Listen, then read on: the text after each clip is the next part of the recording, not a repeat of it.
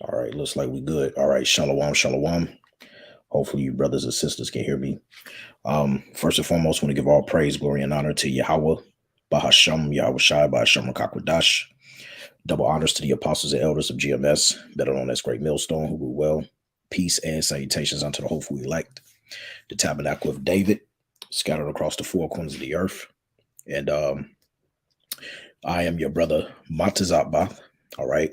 And Salakia got a little bit of backup sinus. So hopefully I'm not trying to straighten out my throat throughout this lesson. So I ask you, Akim and Aqua, to please bear with me as I try to get through this lesson. Now, I don't want this to be over the top long lesson, but through the spirit, I finally found some time to go into this topic because a lot of people are having questions about the sons of Japheth, being the Minoans, Etruscans, Ashkenaz, and all of that. So I said, you know what? A couple of months ago, I actually did a lesson on it, which let me see if I can pull it up real quick. Babakusha, Yabashim Shah. Let me find it real quick. Let me see. Go to my channel. And let's see here. If anybody wants to see that video, what I can do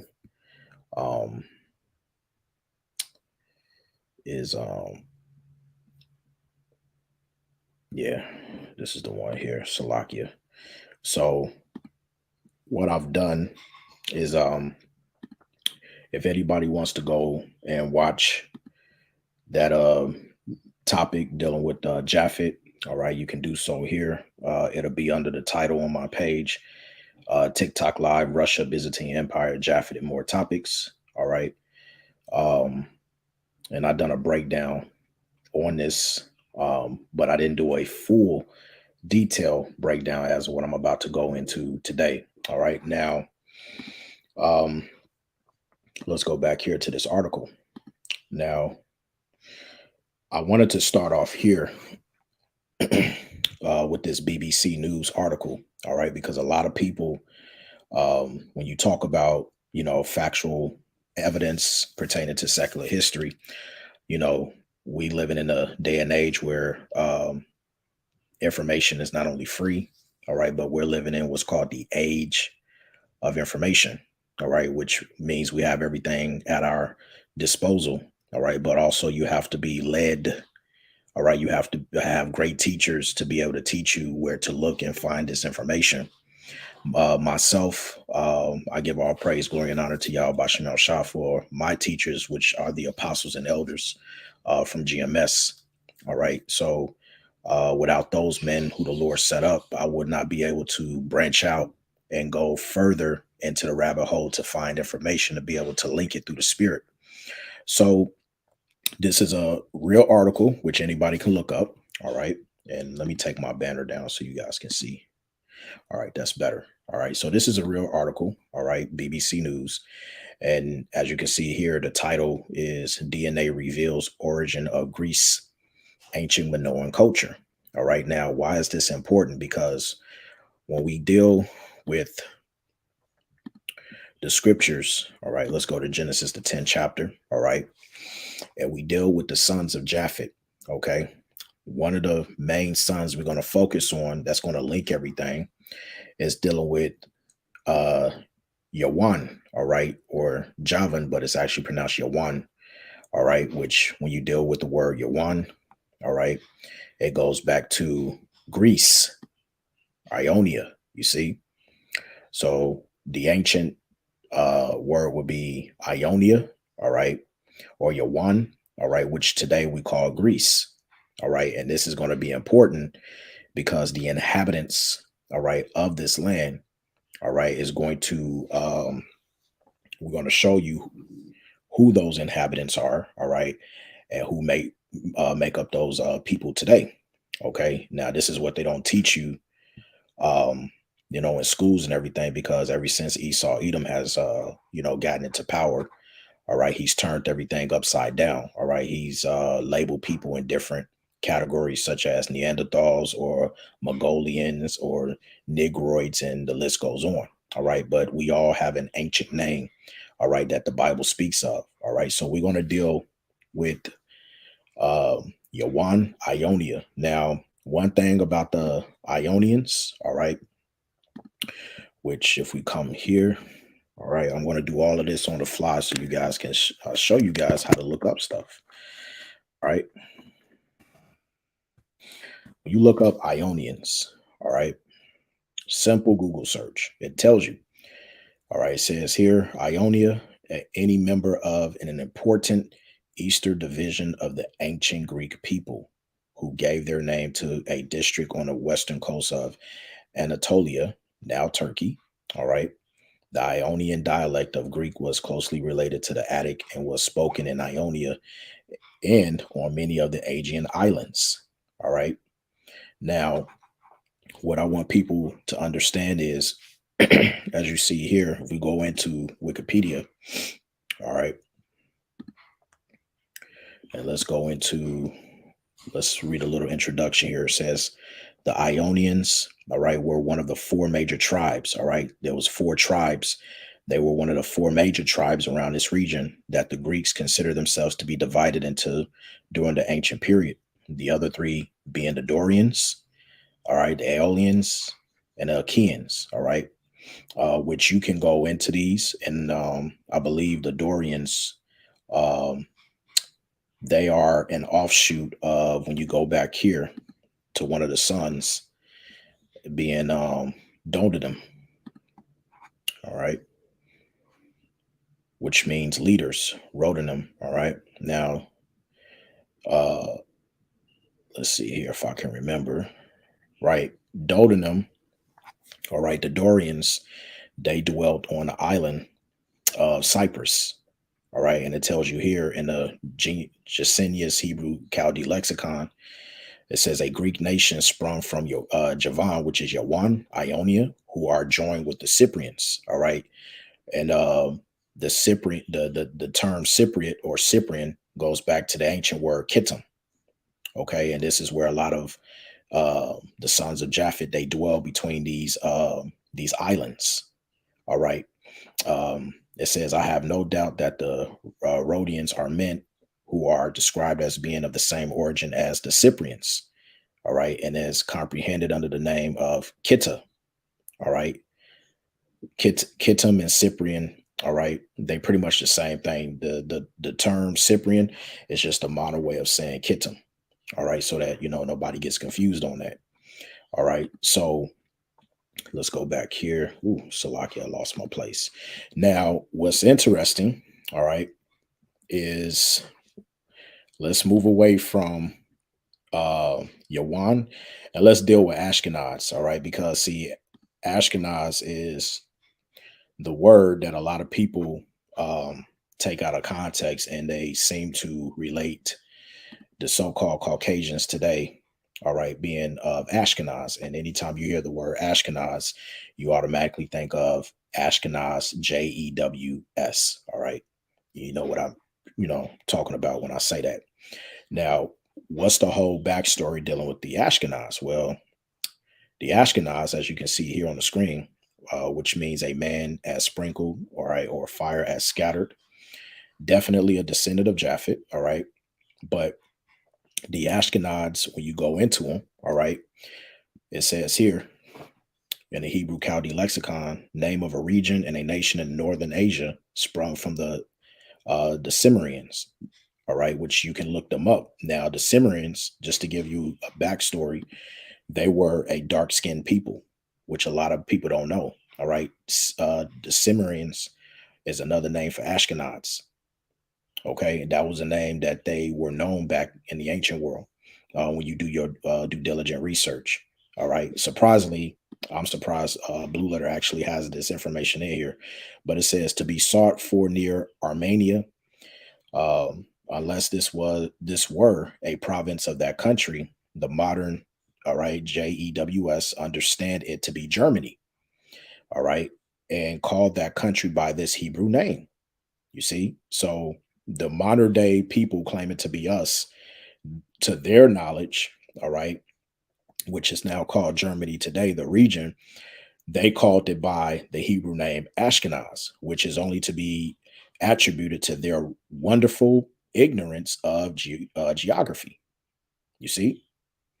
So, what are they saying here? When you try to put it all together, all right, basically, we're getting ready to show you that these are not the people, all right, because the Israelites, they don't stem from Japheth.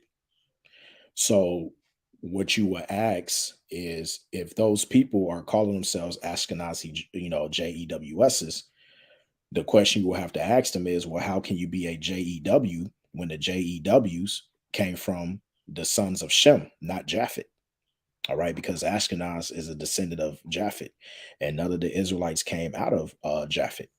All right, so that's just something to think about right there. So when you deal with Ashkenaz, let's Shalaki, let's let me find this here. All right. Now, this is from the book anybody can purchase called Who is Esau Edom? All right. And I have this on the Internet Archive PDF format. All right. Now we're going to deal with here, all right, on page 9, all right, the origins of the JEWSs. All right, let me see if I can blow that up just a little bit more so y'all can see. All right, hopefully that's good. All right, so now let's deal with the first understanding of Ashkenaz and how Esau Edom took the name. All right, it says the origin of the JEWSs. All right, the J's of today fall within two main types: the Sephardic Jew and the Ashkenazi Jew. The Sephardim are also known as Spanish Jews and constitute about 5% of the Jews in the world. Then it says here the Ashkenazim are the East European Jews, which are found in Poland, Russia, Germany, and Western Asia. This group of Jews make up 90% of the so-called Jews in the world. Now, it says here, many reference and historical sources have unequivocally identified that the bulk of the Ashkenazis were derived from a people known as Khazars, all right, or Khazars in some Texas, spelt with a C. The original Jewish Encyclopedia of 1905, which anybody can look this up online, revealed that the main stock of the Jews came from this Asiatic people known as Khazars or Khazar, spelt with a K. Now, one will have to ask, why are their top rabbis bringing out this information? All right, because the person who wrote this information in here is Charles A. Wiseman, and he was a small hat himself. So, with Charles A. Wiseman being a small hatter himself, why would he identify and leave this information in here? All right, because we know pertaining to the scriptures, let's grab a precept. All right, let's get the book of Psalms 64. All right, in verse 8, it says, so they shall make their own tongue to fall upon themselves, and all that see them shall flee away. All right. So the Lord, the spirit of Yahweh Shem Yahushai, has made it to where, these devils are telling on themselves or who they really are. Okay. And that's one of the many reasons as to why they want to shut the internet down and cause what's known as a cyber attack, so that they can reset everything and have full control over all the information. Okay. This is the reason why, and I believe it was Nick Rockefeller in the early 90s who said the greatest mistake they ever made was making the internet, allowing for it to go public.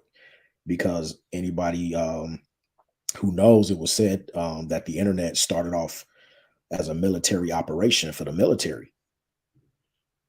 All right. And now you add that to it branching off where everybody has access to look up things and everybody can post things and stuff like that, which means that they lose control of the narrative. Right. So let's go back to the PDF. All right. So It says here down here at the bottom, the Khazars, a people of Turkish origin whose life and history are interwoven with the very beginnings of history of the Jews of Russia. Historical evidence points to the region of the Urals as the home of the Khazars. All right. And in here, all right, page 10, it says the Khazars were a nomadic people who had no traces of Hebraic culture. All right.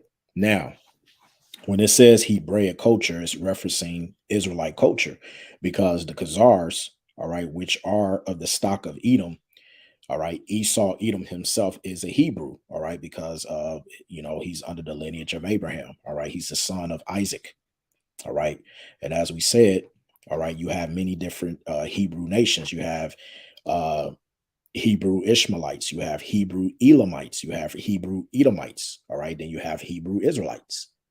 All right. So once again, you got to learn how to qualify things. If somebody asks you, oh, you're a Hebrew and stuff, they a lot of the times they just think that it's talking about Hebrew Israelites. Well, no, because the so-called Arabs today, being of Ishmael, they're Hebrews as well. Okay. Esau himself, he's a Hebrew. All right.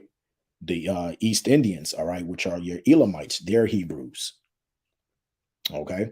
So it's very important that you learn how to qualify and learn how to establish when you going into these breakdowns, right? So going back into it, it says they had been following a pagan and sex-oriented religion until they had officially embraced Judaism in 740 AD. Now, what you must know, all right, our forefathers never practiced Judaism. This was a religion made up by them.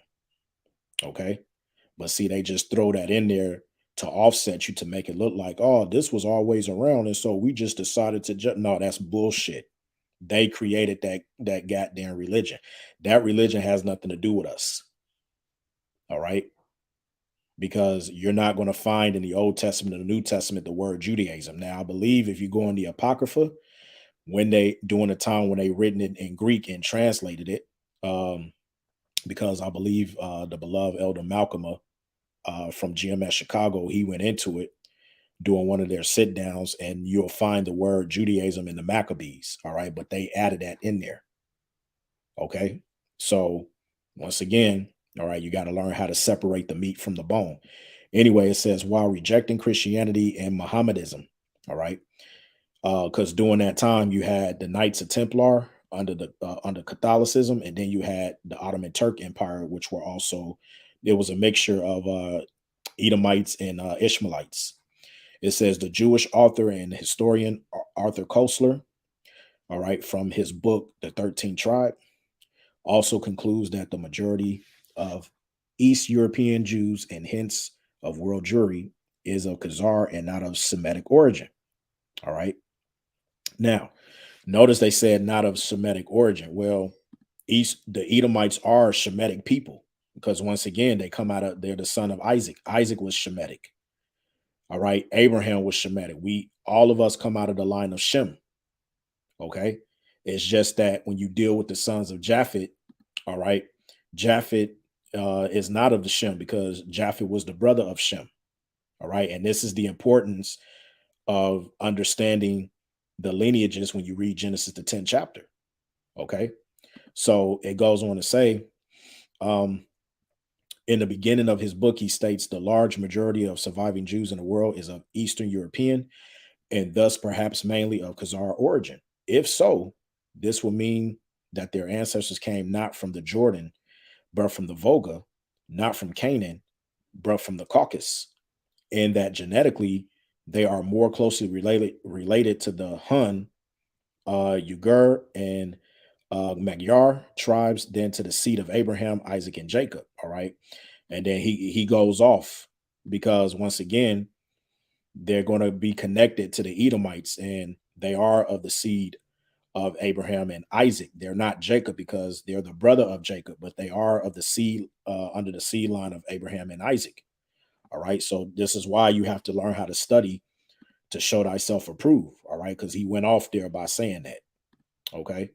Now, when you come over here and page 11, it says Koestler then devotes the remainder of his 255-page book to prove this premise. For instance, a record of a letter by a Khazar king, all right, which that Khazar king, his name was King Bulan, all right. You can look him up. King Bulan was responsible for writing a letter, all right, showing that he traced his people to Noah's son Japheth. That's where the lie started.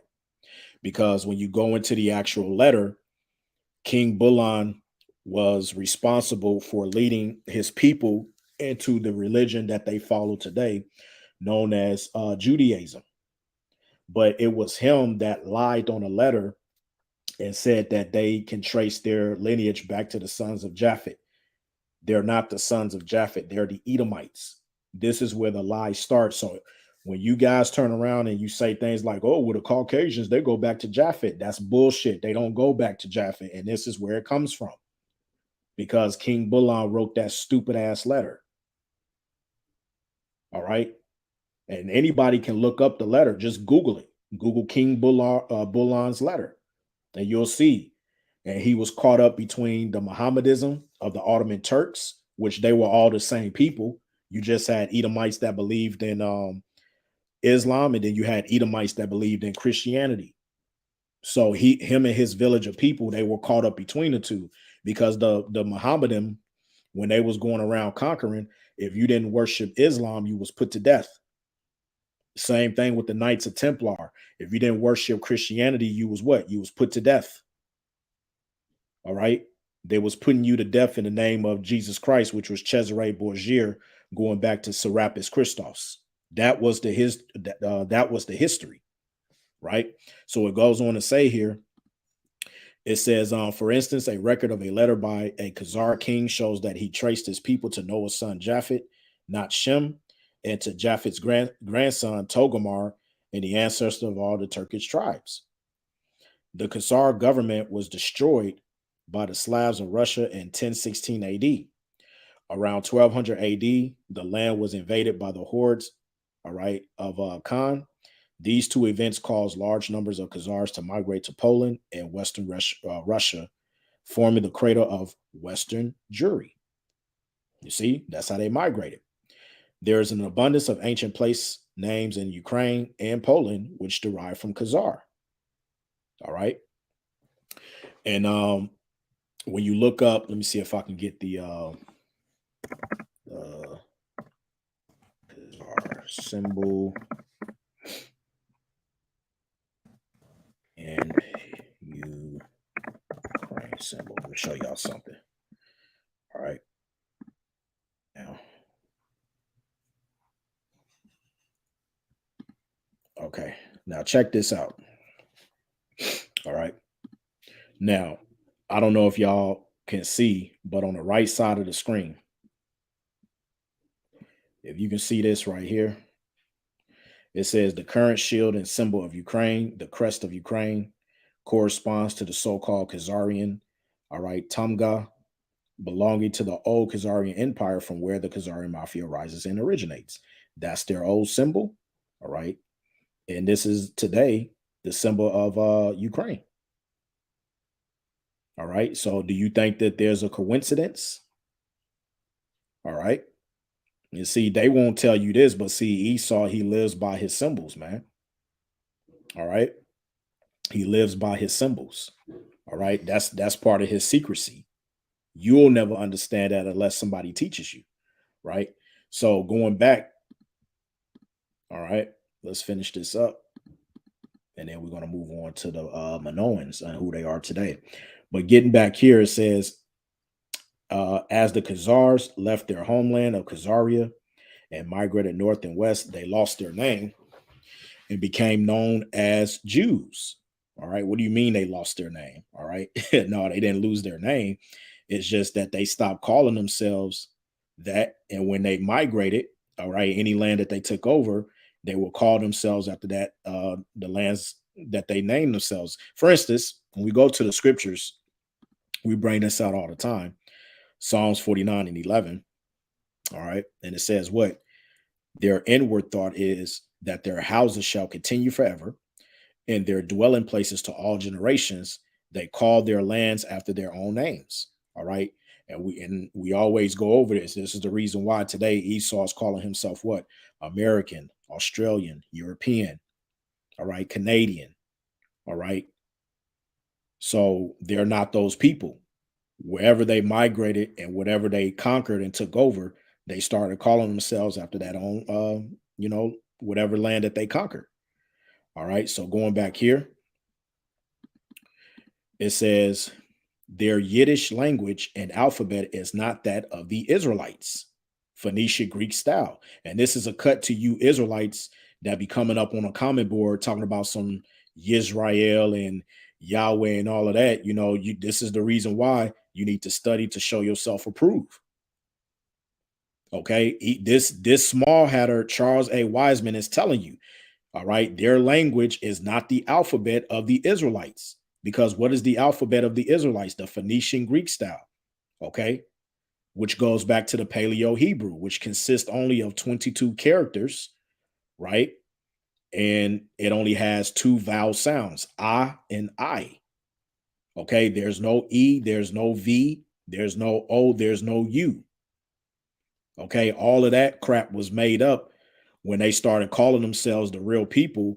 And then you had a person by the name of Rabbi Ben Yehudi, all right, along with the Masoretes, all right, they're the ones that's responsible for making up the vowel point system. And they added it in, and then they took the languages of Russia, Poland, German, Slavic, and then they formed Yiddish. All right. And then what they did was they just used the Hebrew characters out of the alphabet to make up a language. Thus, you have Hebrew today. And then they'll tell you there's either Yiddish Hebrew or Hebrew, which they call Aramaean. Okay. Which that goes back to the Babylonian captivity when you had the scribe by the name of Ezra, the prophet, and all he did was transcribe the characters. The pronunciation never changed. He just changed the characters. It went from Phoenician type script to what we call today Assyrian script, which is blockchain letters. That's all they did. All right. And once I'm saying what, again, everything that I'm saying, look it up yourself. Everything that I am saying, look it up yourself. This is all documented. Okay. So moving on, finishing this out. It says their Yiddish language and alphabet is not that of the Israelites, Phoenician Greek style, but an amalgamation of Aramaic, medieval German, Slavic, and Russian dialects, just like what I said. The best historical evidence, now pay attention because now it's about to prove to you, all right, who these people are. It says the best historical evidence, therefore, shows that the Jews are not, keyword, not descended directly from the Israelites of the Bible, but derive much of their ancestry from the Khazars and other people of Turkish Asiatic blood. The Khazars are also of Edomite stock. You see? They are of Edomite stock, and both stocks make up the present day Jews. Okay? Now, when you go back to the scriptures, okay, when you go to Genesis, the 25th chapter, where Esau is first mentioned, who's the father? Is Isaac, Isaac's sons, right? When you drop down to verse 25, and the first came out red all over like a hairy garment, and they called his name Esau. Okay? Esau stems from the line of Abraham, which Abraham comes out of the line of Shem, not Japheth. So that debunks your whole, the Caucasians come from Japheth. No, they don't. They come from Esau, Edom. Okay? So let's read that part one more time. It says the best historical evidence therefore shows that the Jews are not descended directly from the Israelites of the Bible, but derive much of their ancestry from the Khazars and other people of Turkish Asiatic blood. The Khazars are also of Edomite stock, and both stocks make up the present-day Jews. As the historian H.G. Wells states, the Idumeans, which is the Greek way of saying Edomites, were made Jews, and a Turkish people, Khazars, were mainly Jews in South Russia. The main part of Jewry never was in Judea and had never come out of Judea. And that's why the president, all right, of Egypt during that time in 19 he was the Egyptian president, Nasir. He said, we can never respect the Jews because they left the land black and came back white. Okay, look that up. Egyptian president Nasir said, we, matter of fact, let me just pull it up. Let me pull it up. We're gonna do it this way. Salakia, give me 1 second.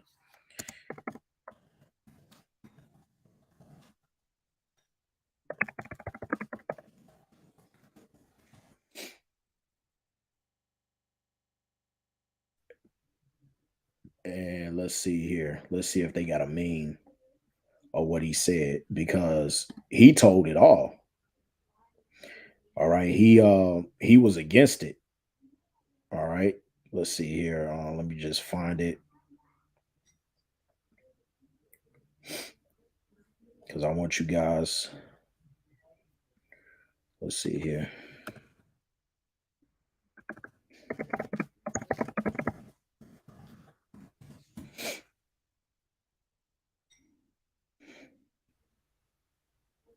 Let me see. Somebody's got to have a meme. And let me see. Yep, here it is right here. Salakia. I found it. So this is what President Gamal Abdel Nasser said in 1958. And anybody can research this. All right.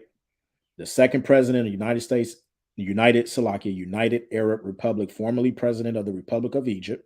The Europeans claiming to be Jews are nothing more than Hebrew-speaking Gentiles. The late president of Egypt, Gamal Abdel Nasser, stated on television. All right. Now it'll be hard for you to find the interview because they used to have it on YouTube, but when this truth started coming out, they removed the video. You, the Jews, will never be able to live here in peace because you left here black but came back white. We cannot accept you. 1952. Look it up yourself. All right. And this is the same reason why when they signed the Balfour Declaration in 1948, when Israel became a state, what happened that night? They dropped bombs on Israel because they knew that they wasn't the people.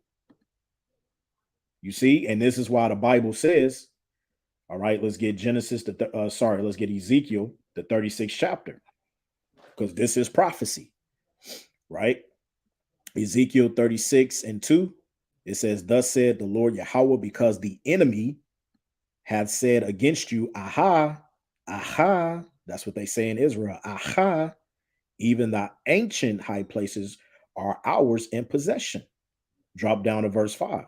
It says, therefore, thus said the Lord Yahweh, surely in the fire of my jealousy have I spoken against the residue of the heathen and against all Idumea, the Edomites, which have done what? Which have appointed my land. Okay, what's the land today? Israel, into their possession with the joy of all their heart, with the spiteful minds to cast it out for a prey. That's why it tells you in Luke, let's get another precept, the 21st chapter. This is all biblical prophecy. And you cannot escape prophecy. You devils are being found out. Luke 21, straight to the point, verse 24. And this is during the time of the ancient Roman Empire, and they shall fall by the edge of the sword and shall be led away captive, talking about our people, into all nations. Okay, because it was said through prophecy that Israel was going to be scattered across the four corners of the earth. And Jerusalem shall be trodden down of the Gentiles until the times of the Gentiles be fulfilled. Now, who's occupying the land today? Ishmael and Esau, Edom. This is why we're living in a time of the Gentiles being fulfilled. So we're not supposed to be in that land. So anybody claiming that they're the people and they're in that land, they're going against what the scriptures is actually stating. You see, once again, you have to study to show thyself approved. You have to learn how to put all the pieces together. Okay. So let's move away from there. I had to go into that and break that down, showing you and proving you that, all right, the occasions of call, they don't go back to Ashkenaz. Okay. They are not those people because the Cimmerians, which are your true Ashkenaz, they were of a dark skinned people. Okay. All the sons of Japheth were dark skinned. All right. So now let's go back here and let's go back to Genesis, the 10th chapter, and let's get into the actual sons of Japheth and who they are today. All right. I just had to quickly, spend 20 to 30 minutes dealing with that history of Ashkenaz. All right. So now that we dealt with that, now let's get right into the nitty gritty.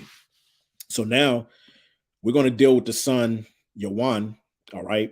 Because all of these tribes were centered around Greece. Now, another son that I want to pay attention to, I think it's the Elisha. Was it Elisha? Salakia. Let me go back. No, I think it was Kittim, which is Cyprus, Cyprian, Cyprus today. Now, your Cyprians, when you get Kittim, all right, which stands for bruisers, all right, a general term for all islanders of the Mediterranean Sea. Okay, islanders of the Mediterranean Sea. Okay, islander in general is just a native or an inhabitant of islands. Okay, your islanders today, which a lot of people would know them to be what we call what? Polynesians. All right, that make up your Tongans. All right, Samoans. All right, you got your Fijians. All right, you got your New Zealanders, Hawaiians. The list goes on. Right now, when you study, all right, it tells you here, all right, a portrayal from a unused name denoting Cyprus only in the plural, a Kittite or Cypriot, hence an islander in general, i.e., the Greeks and Romans on the shores opposite of Palestine. Why did it say the Greeks and the Romans? Because we're gonna get into the backstory covering who these ancient people were and who they are today. Now, the Greeks, okay, that falls back into Ionia, which your Minoans came out of, and then your Romans you had was known as the Etruscans. All right, and we're going to break those down today, showing you that they make up the sons of Japheth. Now, when you deal with the Greeks, we have here the first article I brought up. All right, BBC News. DNA reveals origin of Greece's ancient Minoan culture. Okay, you see that? Now, let's scroll down here and let me get straight to the point. Okay, locally sourced. It says the ancient Minoan DNA was most similar to populations from Western and Northern Europe. The population showed particular genetic affinities with Bronze Age populations from Sardinia, all right, Iberia, Neolithic samples from Scandinavia and France. They also resemble people who live on the Lessie Plateau today, a population that has previously attracted attention from geneticists. The authors therefore conclude that the Minoan civilization was a local development originated by inhabitants who probably reached the island around 9,000 years ago, Neolithic times. All right. There has been all this controversy over the years. We have shown how the analysis of DNA can help archaeologists and historians put things straight, told BBC News. Now, here's the point. The Minoans are Europeans and are also related to present day Cretans on the maternal side. Now, why did they say that? Because you have here a guy by the name of, let's go here, Sir Arthur Evans, right? Now, when you read the Minoan civilization, let's have a read. It says the civilization was rediscovered at the beginning of the 20th century through the work of British archaeologist Sir Arthur Evans. All right, write that name down and go and look him up yourself. All right, write that name down. It says the name Minoan derives from the mythical king Minos.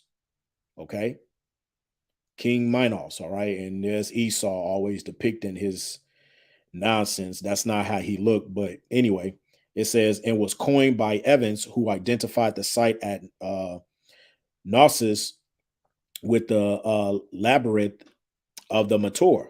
The Minoan civilization has been described as the earliest of its kind in Europe, and historian Will Durant called the Minoans the first link in the European chain. In other words, what? They are your true Europeans. Okay? And they lived around the you have, what's known as the Crete, Greece, the Cyclades Islands, and Cyprus. Okay? Now, when you deal with that, this is what we're going to get into. All right. This is from scoopworld, all right, .com. And this is an article that was published on 1st of July, 2011. The Samoan Minoans from ancient Crete, the origin of the Polynesian. All right. And then this is where a lot of people get confused because they bug the hell out. But we're going to show you, all right, that your modern day islanders today go back to the sons of Japheth. All right. And we're going to go into secular history and we're going to bring it out. Now, when you deal with the culture of the Minoans, right? Let's go here. All right. You have what was known as the Sea People. All right. Now, the Minoans right here, it says the Peliset, all right, Jeker Minoans of Crete. They would later be known as the Philistines after they had settled in southern Canaan. But over time, this area became known by a former of their name, Palestine. The Luca, who may have come from the Lycian region, Anatolia, all right, the Equish and Denon, who seem to be identified with the original so-called Black Greeks, the Shadana, who may be associated with Sardinia, the Teresh, all right, or your Turanians, the Greek name for the Etruscans, all right, which the Etruscans, they dwelt in Italy, Rome, and the Shekelish, all right, which are your Sicilians. From the textual evidence on the temple walls, it appears that the Peliset and Jakar made up the majority of the Sea Peoples involved in the year 8 invasion. In the artistic depiction, both types are depicted wearing a fillet, a ribbon used as a headband from which protrudes a floppy plum and protective piece down the nape of the neck. All right. And these were your Minoans. All right.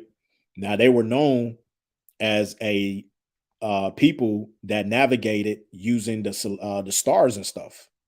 All right. Same thing with your Egyptians. You had Tyre and Zidon. When you think about Hiram, who made the brotherly covenant with King Solomon, when you get First Kings between chapters 8 and 10, all right, Hiram had the Navy ships. All right, they were seafaring people. That goes back to what you know today as the Almanac heads down in South America. Okay. So your group of sea people was not just your Hamitic tribes, but also your Japhetic tribes. Okay. This is very important information. If you don't know this, all right, it's just going to be confusing to you. All right. But the point of the matter that I want to get to that's going to be able to tie this all in is your Eurasian invasion of the Latins, which were your Etruscans. All right. Now, when you deal with the Minoans, all right, and the Etruscans, they came out of Rome. All right. And as you can see here, this is a Etruscan terracotta. All right. Looks like your modern day Polynesian people today. That's because they're one and the same. All right. This is history that's covered up. And, you may have some Polynesian people that'll argue this. And of course, they'll argue this. The reason why is because they'll tell you what their ancestors told them. But a lot of them don't know that their ancestors were told a lie. All right. That goes back to when Esau, Edom had conquered them. All right. On the islands. All right. And set them up in their schoolhouses. So a lot of those chief, going back in the ancient days when Esau had conquered them. All right. The chiefs of those times, they sold out to their people and they had to teach their people. All right. What the Edomites wanted them to teach them. So a lot of your Polynesian people today, a lot of the the elders, they got the stories wrong. All right, but we're going to read what really happened here because this is true secular history. Now, when you deal with the Etruscans or the Eurasian invasion, all right, it says here, when last we left Etruria, we were mystified by the Etruscans' policy of not helping each other when faced with a common threat. This incredible policy would, of course, have devastating effects, moving ahead to perhaps 1100 BC. It is at about this time that now they have here albino, which they just wrote that in there for Caucasian people. Really, that's talking about Esau, Edom. It says that the albino people from the Eurasian plains, now called the Latins, later known as the Romans, migrated in. Now, this goes back to after the Greek Empire was on its way out. The Edomites, which were your Greeks under Alexander the Great, they also called themselves the Romans. All right. And a proof of that, when you look up a book, let me open up this tab real quick. Salakia. Roman Empire.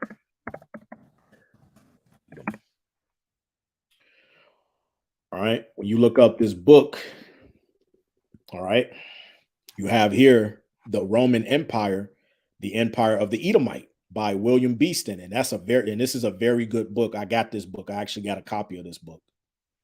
All right. And as you can see here, the hardcover is, $27. So anybody want to cop that, there it is. That's a very good book to have, for educational purposes and edification. All right. So I just wanted to bring this information out to show you that those Romans, all right, they were actual Edomites. But before they called themselves Romans, who did they take over the land by? Who was originally occupying that land? Well, let's go back and read about it. All right. We're reading about it here. It says these Latins may have accompanied the Hellenes into Greece and then continue on into Italy. The nature of the early contact between the two peoples is unknown, but the later relationship is well known to be one of violence. Please remember that we are using the terms Latins and Hellenes in reference to Eurasian albinos as a convenience only. All right. But the actual breakdown was your Hellenes were your actual Greeks. All right. That goes back to Alexander and his four generals, Ptolemy, Seleucus, Cassandrus, and Lacedaemon. All right. And then your Latins would be your Romans. It says soon after the invasion, all right, I'm going to say Edomite from Eurasia began, a coalition of the original so-called black inhabitants of Italy, which were these people here, Greece, which is your Minoans, and the Aegean area, all right, which then goes back to all of your sons of Japheth. So that includes Ashkenaz, Elishas, all right, Kittim, all right, which is today known as Cyprus. What did they do? They formed a conglomeration called the Sea People, all right. And what happened, Salakia? We go back. And what happened? They boarded ships with all of their belongings and fled the area. But those that stayed behind still had to deal with the white newcomers.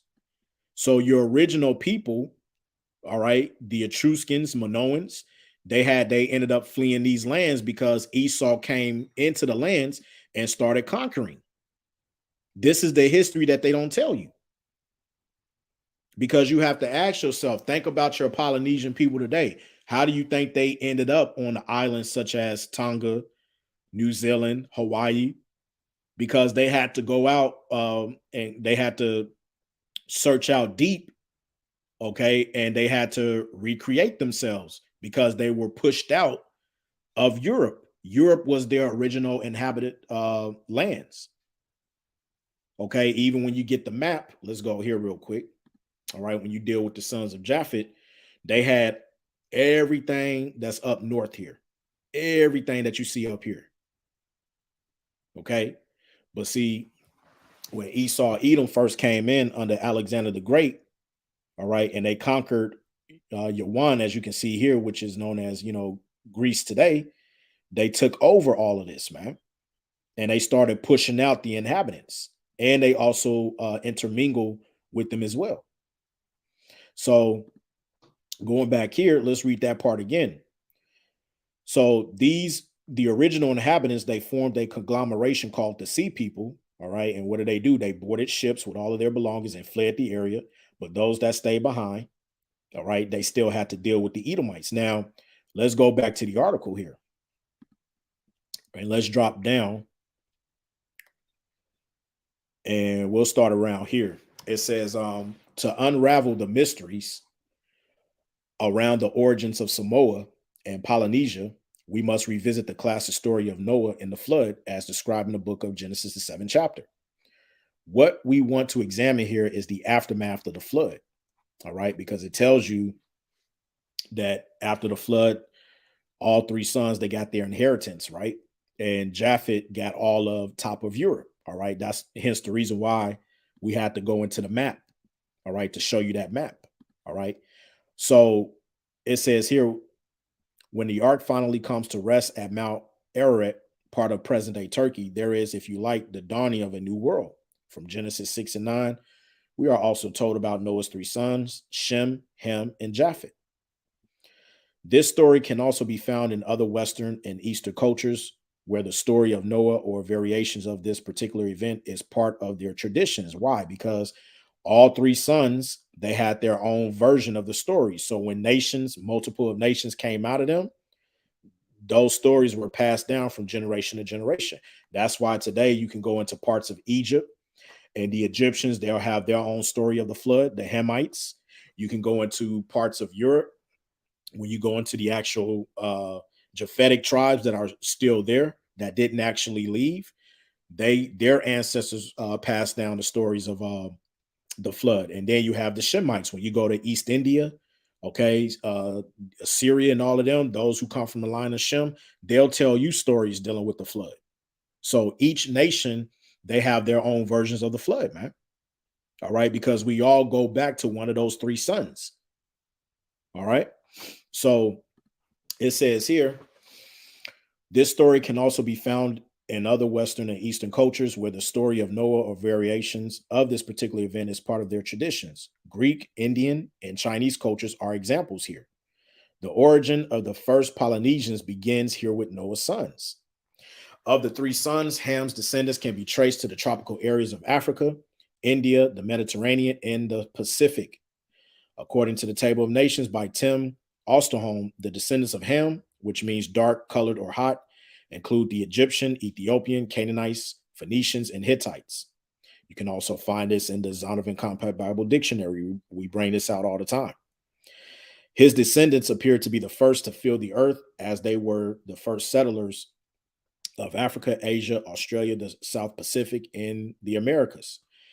Now, when it talks about first settlers, all right, some of that can be questioned because when you deal with the Western Hemisphere, like America today, during the time, America wasn't governed, all right, but you had settlers that came over that would come over, reap some of the resources, and go back. And we find that history in First Kings, the 10th chapter, dealing with Hiram when he sent over the Zidonians, all right, which today, when you go down to South America, those Olmec heads represent them coming over to get resources and to bring it back to King Solomon.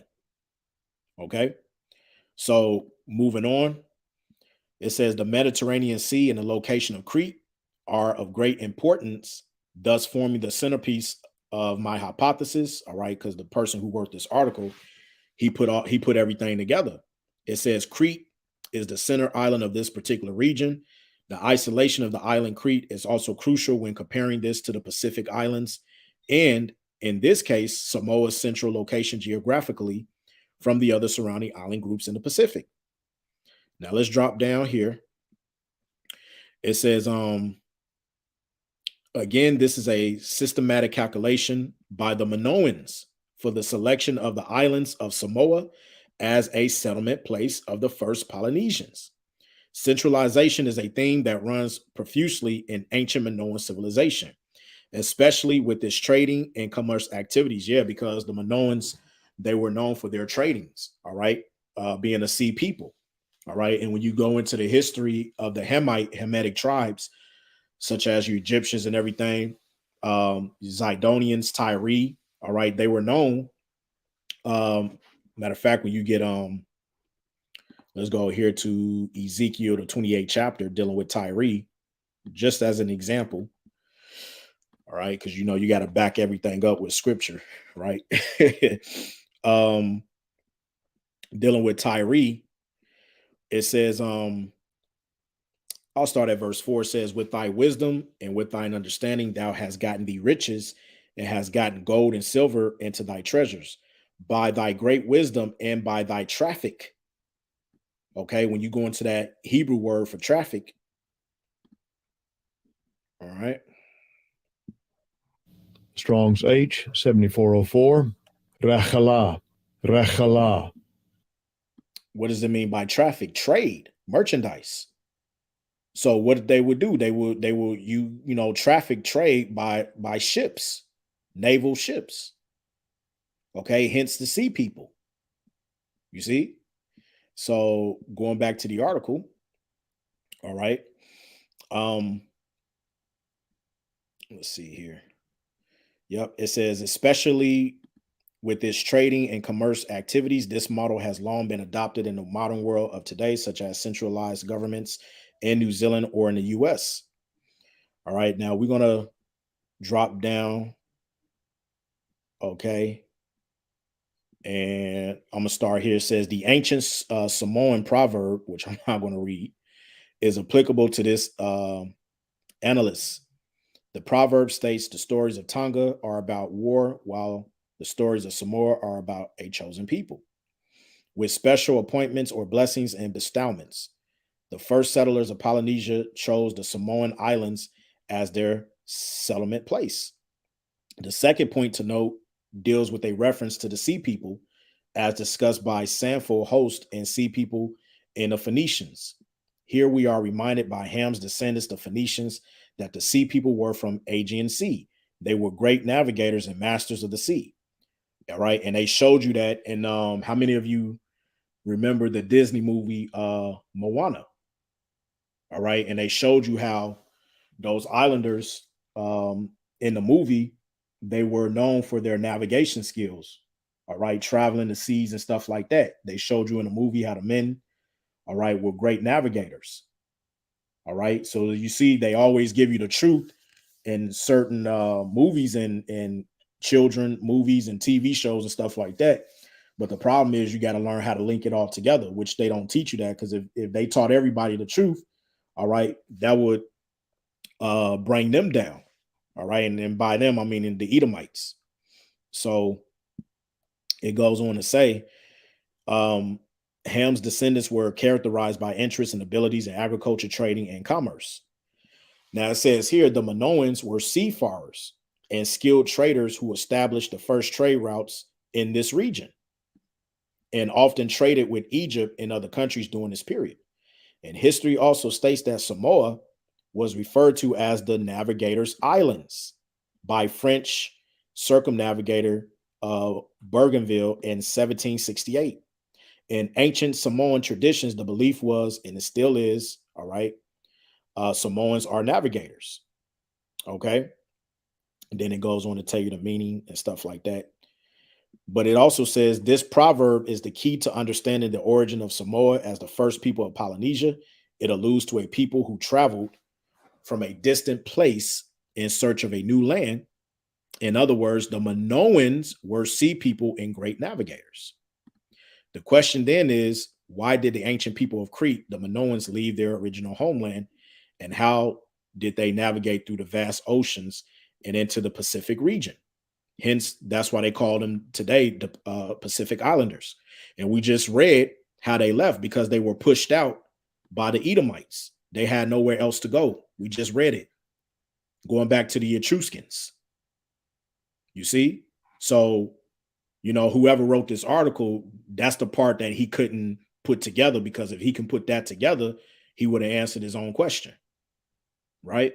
So it says here, the Minoans were highly skilled and advanced technologically.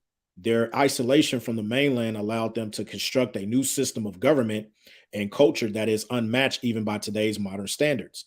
They created the ideals of the utopian society and live accordingly by these principles. A popular view today held by modern scholars is that the Minoans are the same people who established the city of Atlantis.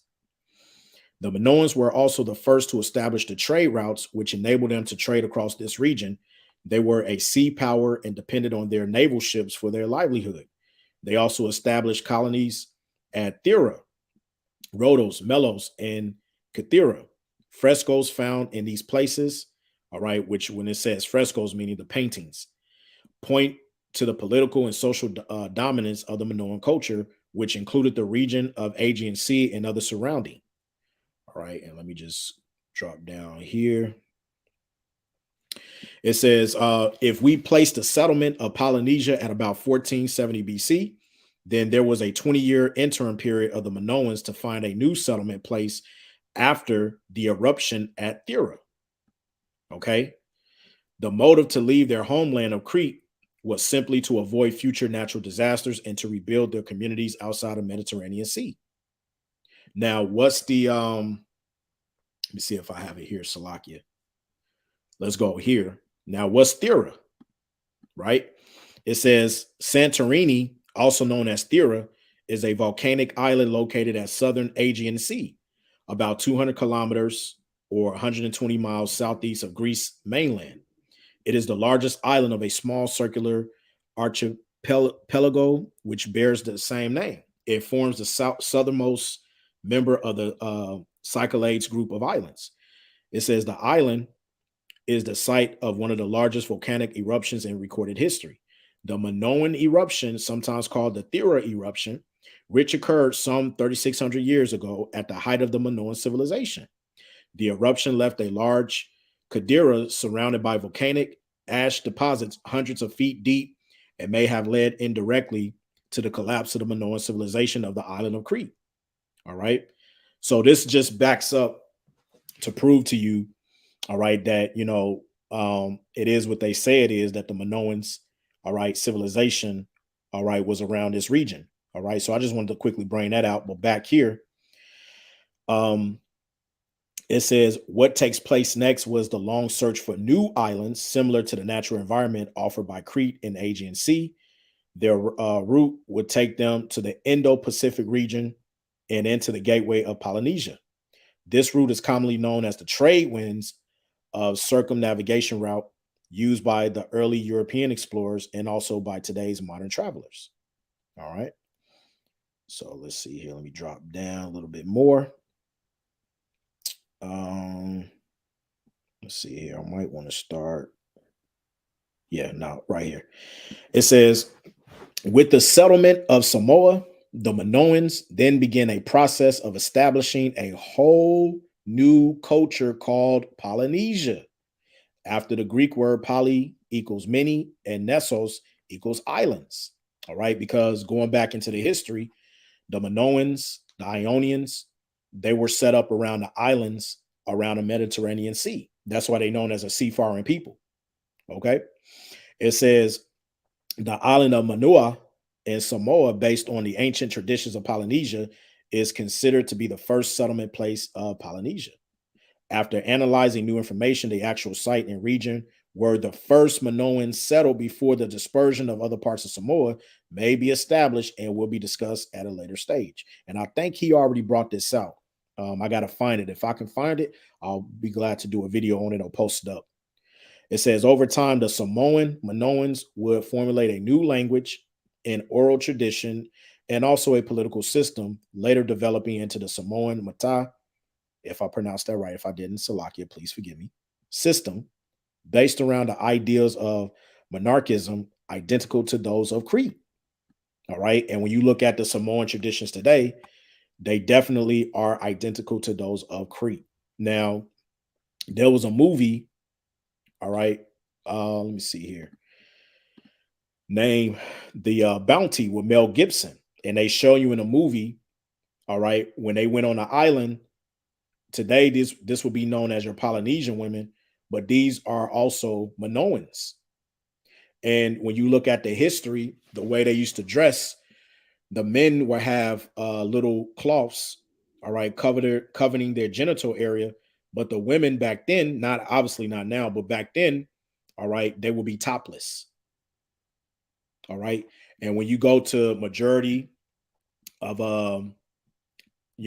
different cultures of the Polynesians today, all right, when you go into their history, like the Hawaiians, all right, their women are known to be topless. Also in different tribes within New Zealand, when you go through the vast amount of history. All right. But this is a good movie. The Bounty with Mel Gibson. Go and watch it because they put it in the movie. All right. These Cretians, Minoans, all right, which are, also Etruscans. Now, when you deal going back here, when you look at the terracotta, all right, who do they look like today? Your Polynesians. You see, this is the real history. All right. These are your Japhetic sons. All right. Now, are they, because somebody asked the question, are they considered to be Israelites? The answer is no, because Israelites do not come from Japheth. Israelites come from Shem. All right. Now, when you deal with Japheth, the last that you hear of Japheth really mentioned is in right around Isaiah dealing with the Medes, because you have Madai, who was a son of Japheth. Okay. You had a king by the name of Darius the Mede. Okay. Which they were dark skinned people as well. Okay. Dark skin, woolly afro, and woolly beards. Okay. So these are your true Polynesian people of today. But back then they were known as Minoans, Etruscans. All right. And like I said, you can go deeper into it. All right. I'm just, touching the basics. All right. Just touching the basics. All right. Now, here's another article from Softpedia, all right.com. All right. Showing you that the Minoans and the Etruscans really are the same people. It says the Lydian theory also links the Etruscans to the Minoans and people of the sea foreign raiders that were at war with the Egyptians in the 12th century BC. All right. Their civilization was centered in Crete, now an island in southern Greece, and other neighboring islands like Lemnos, and these people spoke non-Indo-European related languages. There are significantly increasing proofs that match the Crete and Minoan civilizations to Atlantis and its decline in a huge ancient tsunami. Okay, because when that volcano erupted in Thera, that's how that tsunami hit, and that's when the Minoans, they had to dip and they had to go and find elsewhere to leave. But during the time, let me see here if I can go back here. Let's see here. Let me see. Right, might not be there. Let's see here.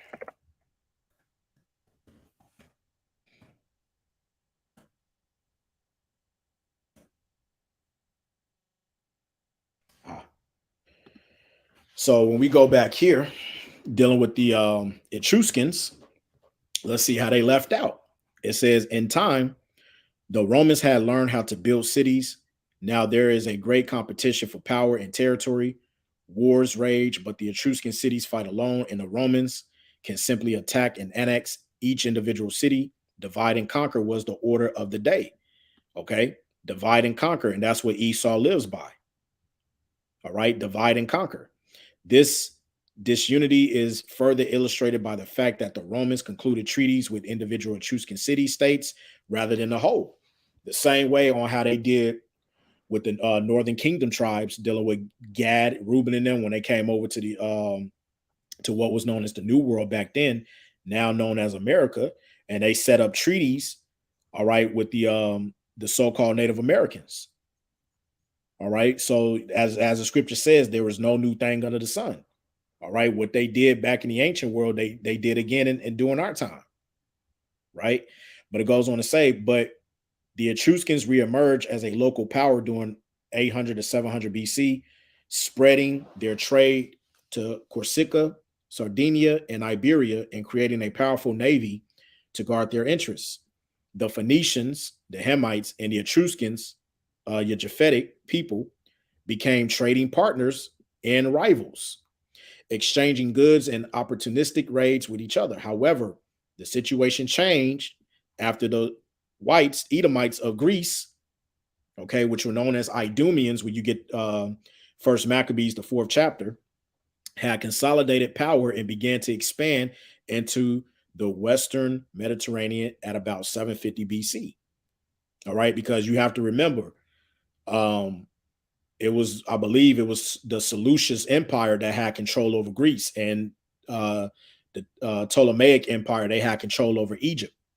It says in approximately 600 BC, the Etruscans attacked and occupied the area of Latium and settled themselves in the city of Rome.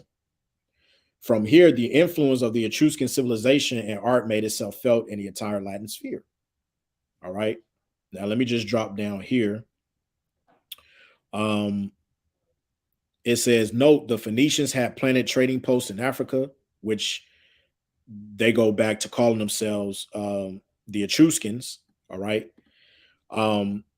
It says here, had planted trading posts in Africa, Sicily, Sardinia, and Iberia during 1100 to 900 BC.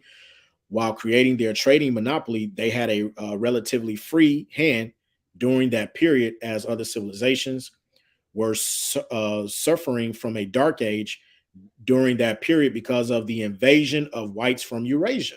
And this was during a time when Esau was taking over the land. You see? So once again, you gotta, when you deal with the Polynesian people today, when you ask how did they end up in the lands that they are today, is because they had no choice. They were being stamped on by Esau. All right. And they had no choice but to leave their current regions that they were in, dealing with the Aegean Sea, the Cyclades, the Crete Islands. All right. And then you had the Etruscans, which they last settled in Rome, Italy. All right. But then what Esau, I tell you, is they became a lost civilization. All right. And then they no longer exist. No, that's bullshit. All right. They just under a different name. They're just known as the Polynesian people today, or better yet, Pacific Islanders. All right. Which really, when you go back to the word Kittim, all right, it's an islander, which goes back to a Greek or a Roman. Because who was dwelling in Greece? The Minoans, right? The Minoans were dwelling in Greece, okay? And then you had the Etruscans. They was dwelling in what? They was dwelling in Rome, right? So let's go back into it. All right, in case you forgot, when you deal with one of the sons of Japheth and you deal with Kittim, all right, when you look it up, which is in a Lashon Kadash, Cathayim, all right, that's where you get Kittim from, Cathayim, all right, a Kittite or Cypriot, hence an islander, all right, i.e., an example, the Greeks, which are your Minoans, or Romans, which are your Etruscans, all right, or Etruria. That's what they dwell before changing their names. You see? So let me see here. I don't think there's yeah, let's go back here and we'll get ready to close it out. It says here, Samoa will become the hub for trading purposes, and through this activity, they will spread their new culture right across the Pacific region, including the distant lands of Hawaii. You see? They also reached the American continent, but returned to its preferred isolated center of Samoa. These were natural traits from a system already grounded in Crete and Aegean Sea. You see that?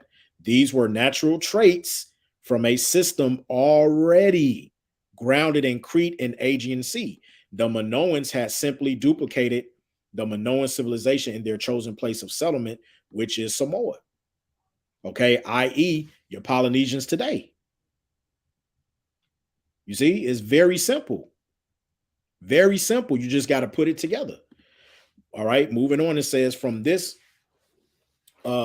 comparative study, the features which have a remarkably striking resemblance are found in the religious, spirituality, and demigod beliefs, the social and creative art forms for both the Samoan and Minoan cultures. These art forms and social activities were a key factor for the well-being of its people in ancient times and also in today's postmodern world.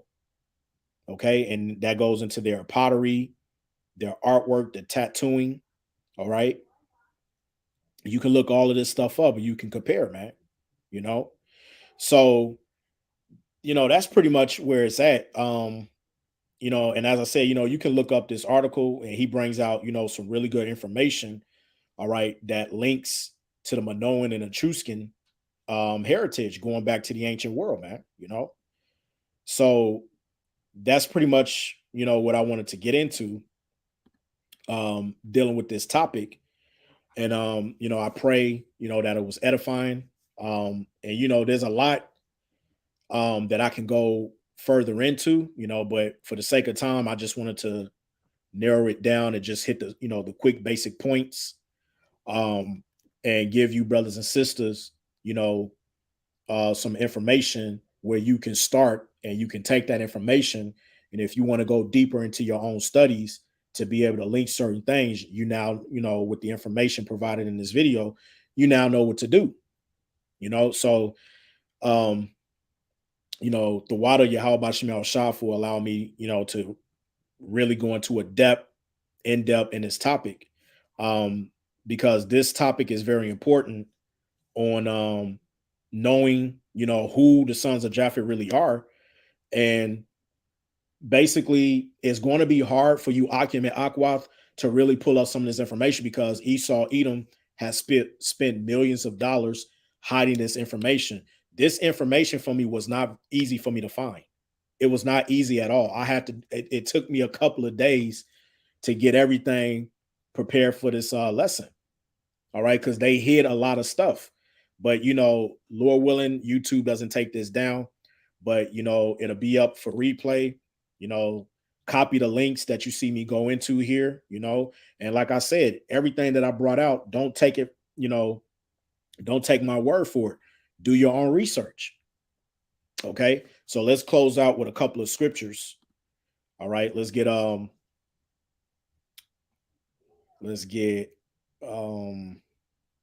Deuteronomy, and I think it's 33.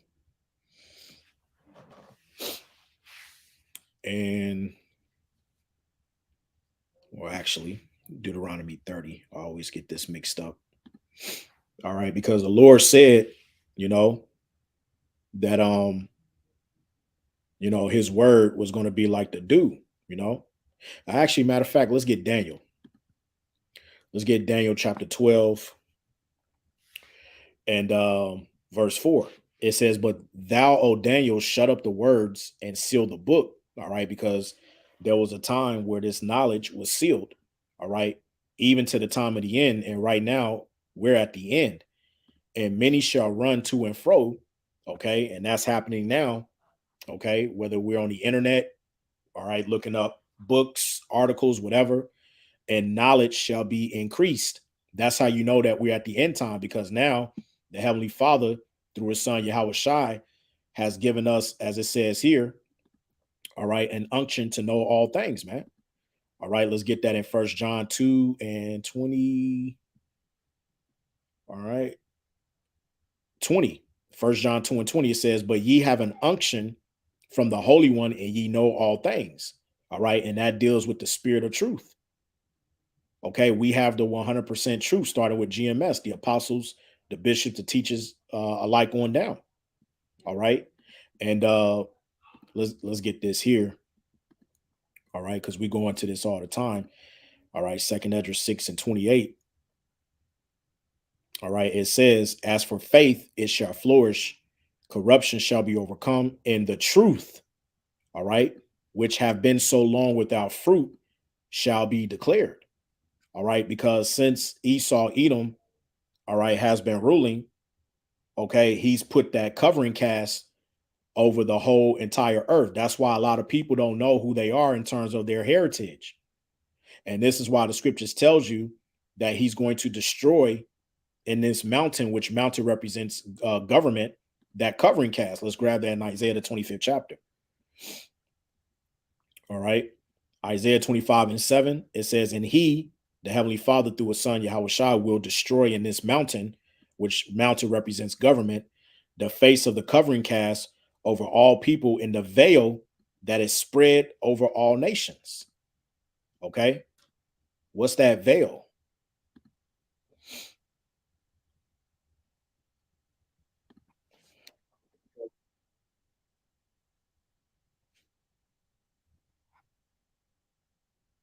Okay. Which is really a web covering veil, woven stuff. All right. So basically to cover up, what you don't want to come out. Okay. Think of a veil, to cover something. All right.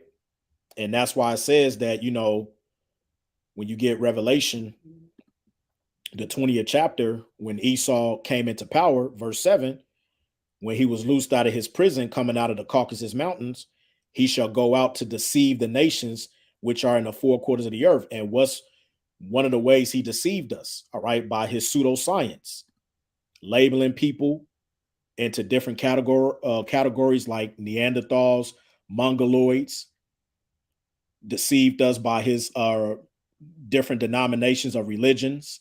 All right, whether that be Catholicism or Christianity, Baptism, Orthodox, Mormonism. Okay, that's how he deceived us. But we're living in a time where the spirit of Yahweh Shem Yahushua has set up certain men to bring out the full truth, so that you can come out of that darkness and come into the light, which is just true wisdom and knowledge and understanding of the scriptures. So I pray and hope that this was, edifying. And Tawada, I know it's late, for staying up. And I want to give all praise, glory, and honor to Yahweh, Bahasham, Yahushai, Bahasham Rakakwadash. Double honors to the apostles and elders of GMS, better known as Great Millstone, who rule well. Peace and salutations unto the hopeful elect. Once again, I'm your brother Montezabat. Until next time, Shalom.